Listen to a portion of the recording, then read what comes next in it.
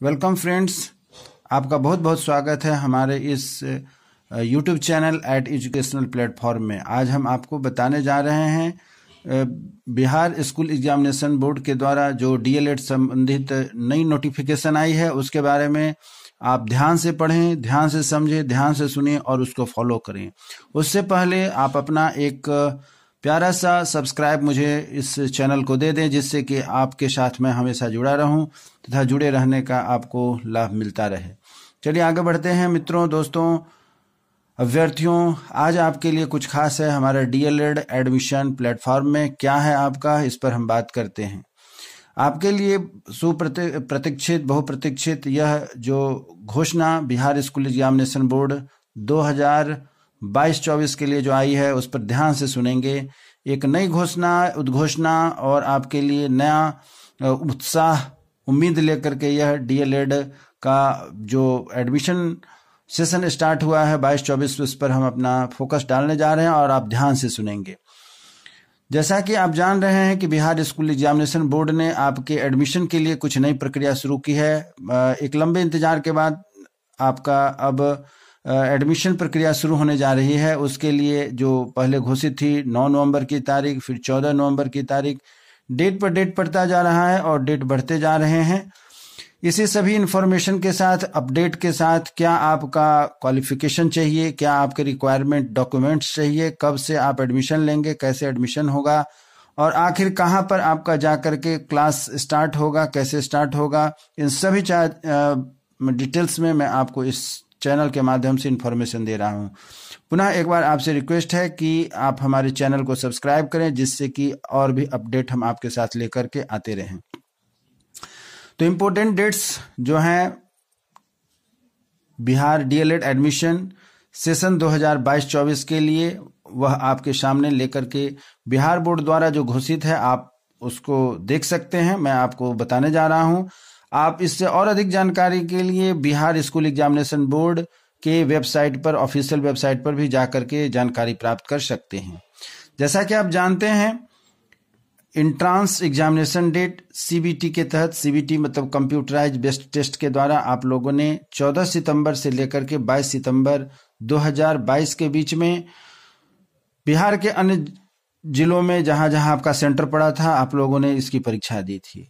Answer की आपका publish हुआ था 27 सितंबर 2022 से लेकर के 25 सितंबर 2022 के बीच में। आप लोगों ने अपने अपने आंसर शीट को मिलाया और उत्साहपूर्वक आप लोगों ने रिजल्ट का इंतजार किया और बिहार स्कूल एग्जामिनेशन बोर्ड ने आपको अपने वेबसाइट पर, ऑफिशियल वेबसाइट पर रिजल्ट 18 अक्टूबर 2022 को पब्लिश कर दिया। अब आप पुनः इंतजार में बैठे कि भाई अब हमारा आगे क्या होने जा रहा है। तो अगली notification Bihar school examination board के द्वारा आती है, जिसमें कहा गया कि आपको चांस दिया जा रहा है रिजल्ट आने के बाद कि आप कॉलेज अपना प्रेफरेंस से भरेंगे, जिसमें आप लोगों ने अप्लाई भी किया होगा। 3 नवंबर से लेकर के 5 नवंबर 2022 के बीच में टोटल 30 कॉलेज जो कि बिहार विद्यालय परीक्षा समिति के द्वारा आपको अनुमोदित है, प्राइवेट और गवर्नमेंट दोनों ही कॉलेजों में आपने 30 कॉलेज को अपने पैनल लिस्ट में सिलेक्ट किया है और अब आप इंतजार में बैठे हैं कि हमारा कैसे नामांकन होगा डीएलएड में। जैसा कि आप जान रहे हैं कि बिहार स्कूल एग्जामिनेशन बोर्ड ने आपको एक बार 9 तारीख दी थी, 9 नवंबर को, जिसमें कि आपको अपना मेरिट लिस्ट देखना था। फिर 14 नवंबर को आपको एक दोबारा नोटिस आती है कि डेट विस्तारित की गई और 17 नवंबर को पुनः आपके लिए यह मौका मिला है कि आप अपने इस मेरिट लिस्ट को देख सकेंगे। तो आगे बढ़ते हैं। काउंसलिंग की डेट पड़ी थी, आपको रीफिक्स किया गया 10 नवंबर से लेकर के 12 नवंबर तक ऑनलाइन अप्लाई करने के लिए, जो बिहार स्कूल एग्जामिनेशन बोर्ड के ऑफिशियल वेबसाइट पर आप लोगों ने 10 नवंबर से 12 नवंबर के बीच में किया हुआ है। अब बात आती है कि 14 नवंबर को आपको अपना रिजल्ट देखना था, लेकिन डेट विस्तारित कर दी गई और विस्तृत जानकारी के लिए आप बिहार स्कूल एग्जामिनेशन बोर्ड के ऑफिशियल वेबसाइट पर जाकर के आप इसकी जानकारी ले सकते हैं। अब आगे बढ़ते हैं।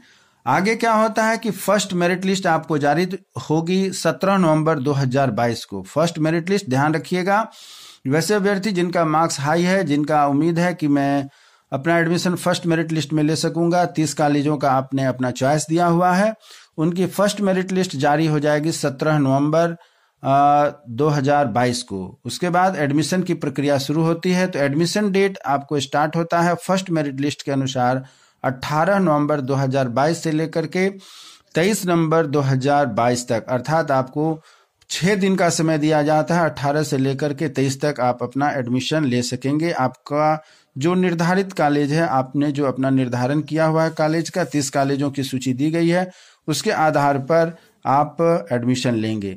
परंतु इस बार की डीएलएड एडमिशन में बहुत अच्छी व्यवस्था बिहार विद्यालय परीक्षा समिति ने की है। इसका नाम है स्लाइड अप कॉलेज चेंज। कहने का मतलब हुआ, यह एक नई टेक्निक बिहार विद्यालय परीक्षा समिति ने आप अभ्यर्थियों के लिए लगाई है कि यदि आप जो फर्स्ट लिस्ट में आपका नाम आया है जिस कॉलेज में, आप उस कॉलेज के लिए इच्छुक नहीं हैं, अर्थात दूर दराज के कॉलेज हैं, नीचे के कॉलेज हैं, अच्छे आपके मन चॉइस मनपसंद कॉलेज नहीं मिले हैं, तो आप पुनः जा करके बिहार विद्यालय परीक्षा की समिति द्वारा निर्धारित जो वेबसाइट है उस पर आप slide up for college change, आप अपने कॉलेज को चेंज कर सकते हैं।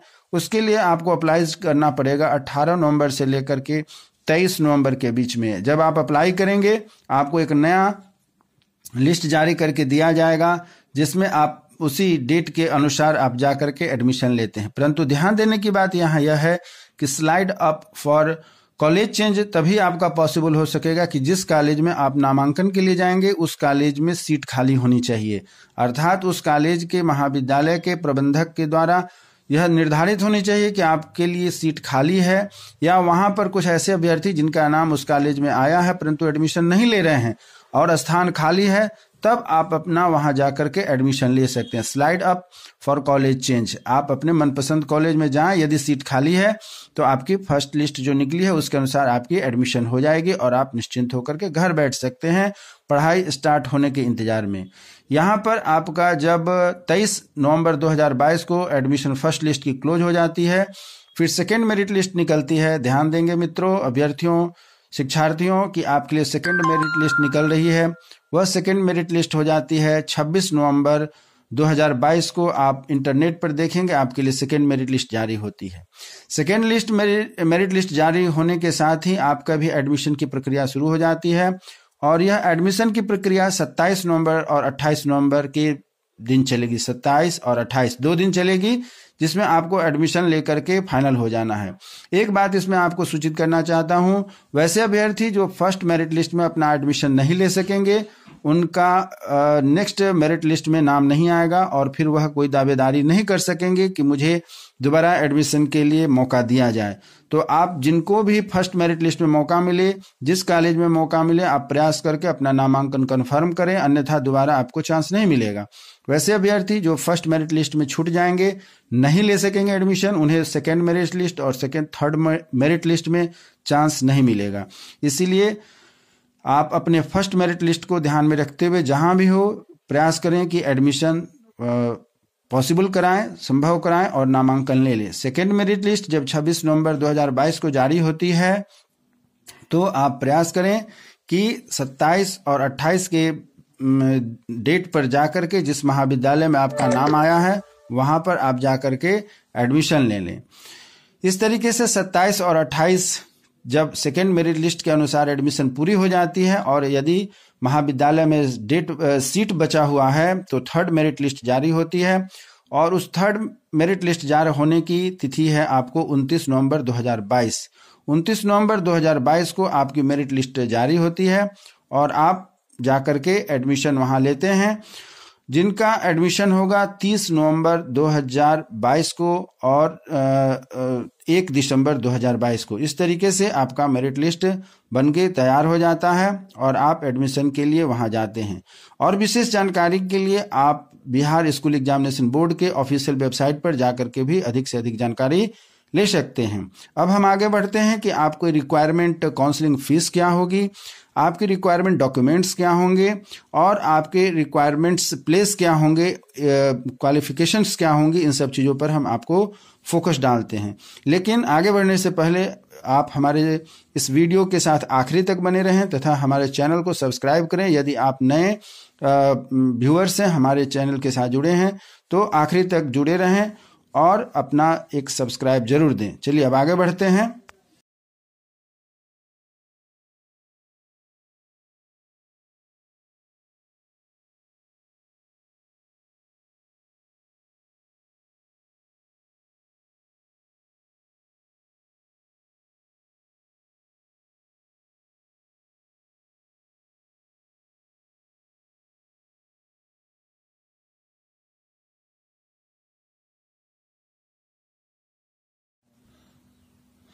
अब आगे बढ़ने के साथ ही हमारा जो नया स्टेप है वह है कि काउंसलिंग फी। बच्चों, अभ्यर्थियों, परीक्षार्थियों, आपको अब जो काउंसलिंग फीस देनी है उसके लिए आपको निर्धारण जो बिहार विद्यालय परीक्षा समिति ने निर्धारित किया है वह है कि जनरल, बीसी, ईबीसी तथा ईडब्ल्यूएस के जो अभ्यर्थी हैं उनके लिए आपकी फीस निर्धारित की गई है। काउंसलिंग फीस है वह है 500 रुपये।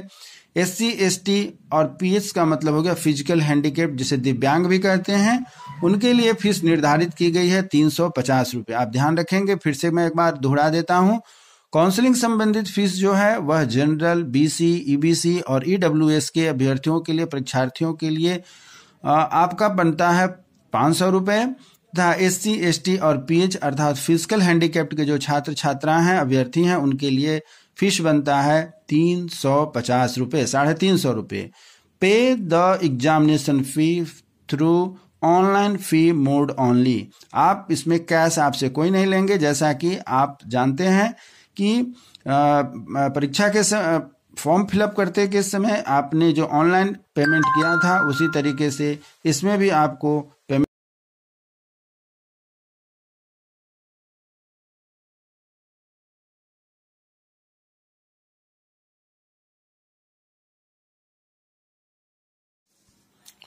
तो काउंसलिंग फीस की जहां तक बात है कि मैंने जैसा कि आपको अवगत कराया कि जनरल, बीसी, ईबीसी तथा ईडब्ल्यूएस के छात्र छात्राओं के लिए 500 रुपया काउंसलिंग फीस रखी गई है।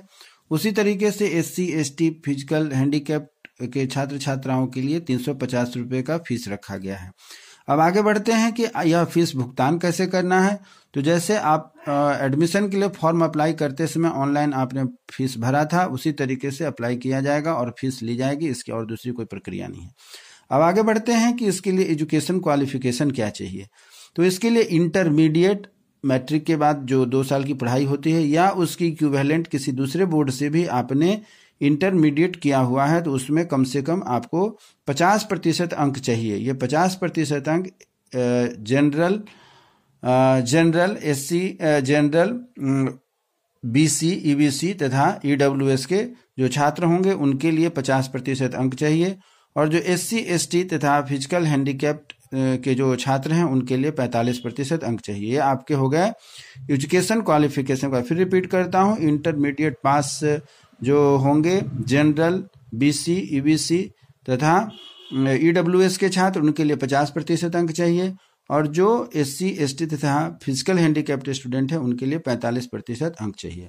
अब हम आगे बढ़ते हैं। आपके लिए वह आखिरी में कि आपको कौन कौन से डॉक्यूमेंट्स रिक्वायर्ड होते हैं। यह बहुत ही महत्वपूर्ण बात है जिसको लेकर के आप जाएंगे उस महाविद्यालय में, जिससे कि आपके एडमिशन संभव हो सकेगा। अन्यथा विद्यार्थी परेशान हो जाते हैं कि कौन कौन से रिक्वायरमेंट डॉक्यूमेंट्स हमें चाहिए।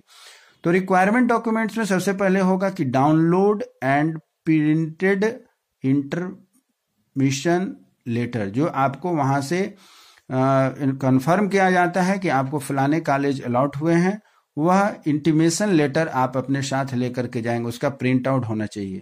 दूसरा है कि जो आपने इंट्रांस के लिए फॉर्म भरा था, कॉमन एप्लीकेशन फॉर्म, कैफ उसको कहा जाता है, उसका प्रिंट आउट चाहिए। नंबर 3 में 10वीं अर्थात मैट्रिक की जो परीक्षा का मार्कशीट है वो चाहिए। नंबर 4 में जो आपने उत्तीर्ण पात्र प्रमाण पत्र है, जिसे कि कभी कहीं कहीं ओरिजिनल सर्टिफिकेट भी कहते हैं, उसकी छाया प्रति चाहिए। उसके बाद विद्यालय प्रत्याग पत्र, जिसको कि हम एसएलसी कहते हैं, उसकी छाया प्रति चाहिए। इंटर या 12वीं या आपने जो भी इंटर की इक्विवेलेंट परीक्षा पास की है उसका अंक प्रमाण पत्र चाहिए।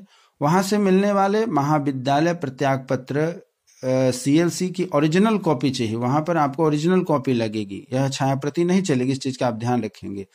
उसके बाद है कि प्रवर्जन पत्र, यह भी आप जिसे हम इंग्लिश में माइग्रेशन कहते हैं, वह भी ओरिजिनल लगेगी, इस चीज का आप ध्यान रखेंगे। आचरण प्रमाण पत्र, यह भी आपके ओरिजिनल या छाया प्रति भी ले सकती है, जैसा महाविद्यालय आपसे डिमांड करेगा उस हिसाब से आप उसकी उपलब्धता करेंगे। उसके बाद बात आती है जाति प्रमाण पत्र, कास्ट सर्टिफिकेट। जाति प्रमाण पत्र, कास्ट सर्टिफिकेट उन अभ्यर्थियों को चाहिए जो कास्ट के आधार पर, कैटेगरी के आधार पर उसका लाभ लेना चाहते हैं, वैसे अभ्यर्थियों के लिए इस सर्टिफिकेट की आवश्यकता पड़ेगी। आगे बढ़ते हैं कि कॉलेज आवंटन प्रमाण पत्र, जो आपको कॉलेज आवंटित हुआ है कि आप किस कॉलेज के छात्र होंगे और कहाँ आपका नामांकन होगा, वह पेपर, वह लिस्ट भी आपके पास, वह प्रिंट आउट भी आपके साथ होनी चाहिए। साथ ही साथ 5 रंगीन फोटो, पासपोर्ट साइज फोटो, 5 रंगीन पासपोर्ट साइज फोटो भी आपके साथ होनी चाहिए। ये टोटल 12 डॉक्यूमेंट्स को, जैसा कि मैंने आपको ऊपर से नीचे तक बताया, मैं एक स्क्रीनशॉट भी आपके लिए दे देता हूं। आप इस स्क्रीनशॉट के आधार पर अपने डॉक्यूमेंट्स को तैयार करके 2 सेट में 100 अभिप्रमाणित करके उस महाविद्यालय में जाएंगे जहां पर कि आपका नामांकन तय हुआ है। तो इस तरीके से आपके डीएलएड में एडमिशन की प्रक्रिया पूरी होती है। मैं उम्मीद करता हूं कि मैंने जो आपको जानकारी दी है वह आपके लिए महत्वपूर्ण होगी। इसी उम्मीद के साथ कि आप हमारे नए वीडियो में, नए एपिसोड में हमारे साथ होंगे। हमारे चैनल को सब्सक्राइब करें, फिर हम नए वीडियो में आपके साथ उपस्थित होंगे। तब तक के लिए बहुत बहुत धन्यवाद।